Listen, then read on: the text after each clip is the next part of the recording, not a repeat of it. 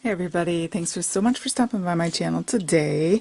I've been having the worst internet problems. I have got so many videos in the queue here, and if I could upload from home, they'd be up almost every day.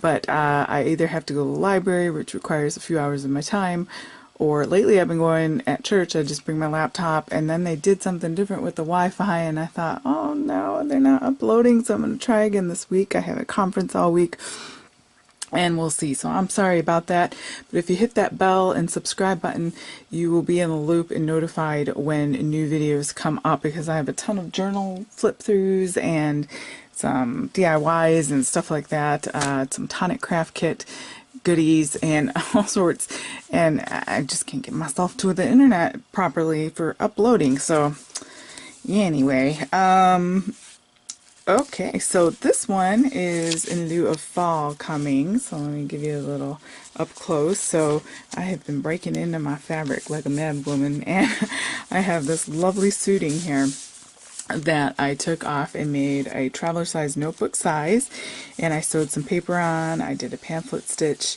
and it's got a ribbon closure, and obviously this has more of a creepy theme to it. Nothing too horrible, but anyway, and it's got some ribbon goodies on the side. So let's flip through that. Let me show you the cover here. My cat's decided to join me. So I've got, like I said, I've stitched around. I've stitched the inner paper here. Let me show you that really quickly. I've taken some, this is, the whole journal is a mixture of random papers, Tim Holtz last year's Halloween paper, and authentique paper that I got at Tuesday morning. So using my haul there, some Martha Stewart stickers, I think those are Martha Stewart, and some Tim Holtz dies. So anyway, on the front here, I used some stickers that came off of this sheet. I think this is Martha Stewart. I don't know, I think I got this last year at Michael's, but I can't remember for sure, but it's got the gold foil on there. I cut this out of the paper and with the Tim Holtz Apothecary bottles dies, and used one of those and put some of the stickers there. I had this metal label in my stash, and I backed it with this Tim Holtz paper and punched out a circle around that sticker and glued that on the back. There's some nice metal thing there.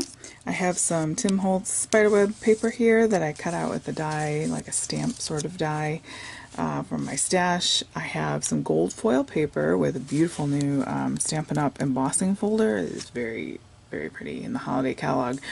And if you can see that there, it's sort of this, it's like those ceiling tiles type of thing. If you go, like, especially in Europe, I think they have those a lot. But you know, if you know what I'm talking about, I can't think of the name right now. So I embossed that. It's a 3D embossing folder, and then I ran some paint over it and then wiped it up, and then you get that nice antiqued finish there. So the paint kind of seeps into the grooves. A little tip for you there.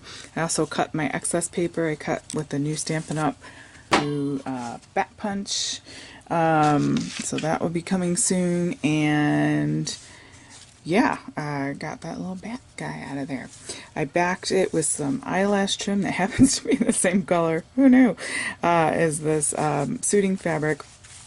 So that adds a fun sort of textural element to that. My cat's yelling. They love my ribbon dash in here. So, alright, let's flip through. Be care to see my ribbon. Alright, so like I said, the inside is backed with this, just one sheet of this sort of wood paper, and I stitched all of that on the cover. So it gives a little extra stability, especially the suiting fabric is kind of thin. I have another one of those bottles with a sticker on it. This is actually some Prima paper from a ledger, sort of a generic ledger paper pad, an older pad, and it fit perfectly with this. I glued on some velvet ribbon there, so hopefully you can see that, and I add some more texture to that. Alright, so you can write here. You got some grid paper, sorry about that, grid paper with some light stamping on there. Another one of those bats with that leftover gold book page, and I liked this one happened to say coffins and hogsheads. Isn't that funny how that works out and you just find stuff that matches randomly? I was just cutting book pages out and I was like, oh, that goes with this journal. Okay, sorry, I'm a little bit hyper. I'm so tired. Okay, Tim Holtz paper here. Lovely script. We love his paper, right? And it has this plaid on the other side here, which is absolutely gorgeous. A distressed orange and black plaid. This is an ephemera piece that I made, a digital ephemera piece, and I shrunk it down and made it into a side pocket.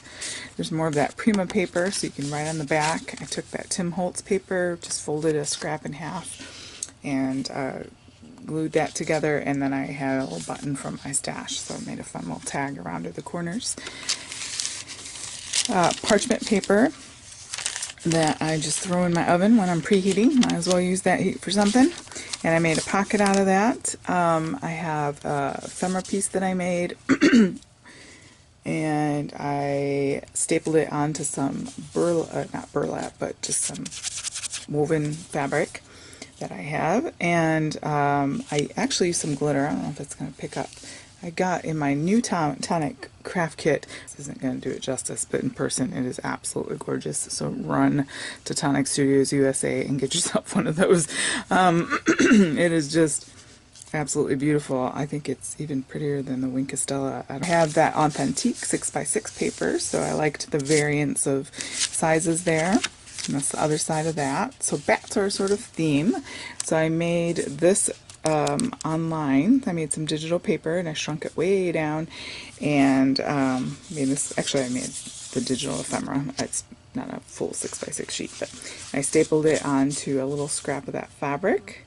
So I love the little bat thing going on there. I layered, this is the same ribbon I used to close it with, that sparkly satin ribbon or woven, I don't know if it feels like satin, and I layered it on some lace. So I love how that turned out. It just has that sort of, I don't know, gothic sort of feel to it, at least to me. This is perhaps more ledger paper, and I love that. I wanted some that weren't double-sided. The Tim Holtz is all double-sided, but I wanted some space to be able to write. So some coffee dyed paper that I made. Very easy. More of that book paper. Here's a little owl clip. These are fun. I got those off of Amazon. You get a huge box for a great price. And so this is like a secret little journaling spot you can do, and then it just folds like this. And then you can clip that on like so. Authentic paper. It's got like a skeleton pattern going on there. And then on the other side is this graveyardy scene with like distressed skeletons in the back. Tim Holtz paper with the newspaper here. The crows on the newspaper. More of that book page, and I stapled, I had cut out of a scrap a little ticket die. Grid paper. I have a little doily die, a Biggs die, that I took some of my coffee stain paper and cut myself out a coffee stain doily and then layered that. A little something something. You could tuck stuff in there and glue that down partially or whatever, or leave it. This was a scrap I had. I was testing some stenciling out, and so I went ahead and might as well use it, right? Authentic paper. Love that music. And that plaid that went with the Tim Holtz plaid really well. This is one of the ephemera pieces that I made, so I cut that out, shrunk him down, and I like the different sizes, that sort of telescoping and gradiated sizes there. Here's my inside. I had the tags coming to or the end pieces coming to the inside, and I again used that scrap from that gold paper that I used to make this. Might as well, they're hanging there.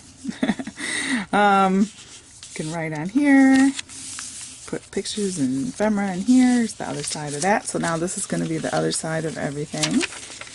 A little faster here. That graveyard Tim Holtz book paper. The well. So there's like little writings there. Here's the other side of that paper, and I have a die that makes these little file holders, and so I took some of the Tim Holtz paper and made myself a little file folder so you can tuck little notes and things in there.